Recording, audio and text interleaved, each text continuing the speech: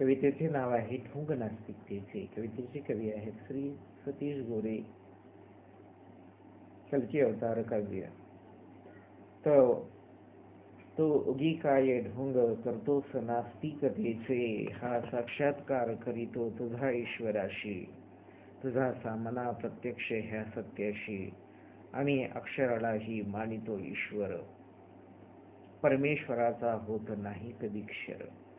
वाच पुस्तकाच्या पानोपानी ईश्वर, अक्षराने शब्द शब्दाने वाक्य वाक्याने भाषा, अक्षराने शब्द शब्दाने वाक्य वाक्याने भाषा. मला माहित आहे ईश्वराची ही खरी मातृभाषा, मला माहित आहे ईश्वराची ही खरी मातृभाषा.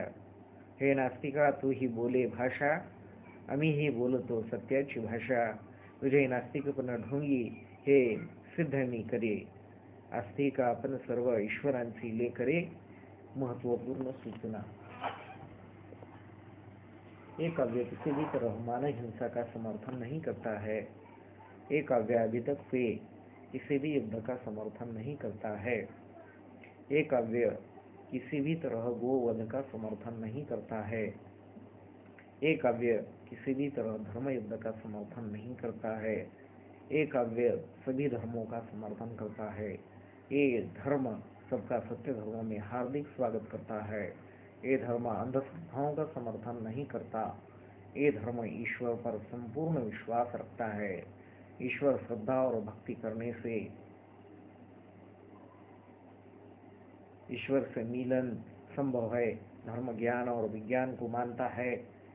विश्व में संपूर्ण शांति, सुख, मानवता की स्थापना, सभी देशों का मिलन, एकता, अहिंसा आदि सारे सत्य की स्थापना ही सत्य धर्म का उद्देश्य है. जगत में फैला हुआ आतंकवाद कायम स्वरूपी खत्म करना इस सत्य धर्म का उद्देश्य है. कलकी अवतार काव्य. कवी श्री सतीश गोरे सर. सदरील कवितेच्या संकल्पनेसाठी आपण आपल्या संकल्पना सुचवू शकता. सदैल कल्पकाव्यासाठी आपण आपल्या संकल्पना सुचवू शकता. एक कल्प जर वास्तवात आले, नवीन सतयुगाची स्थापना नक्कीच होईल.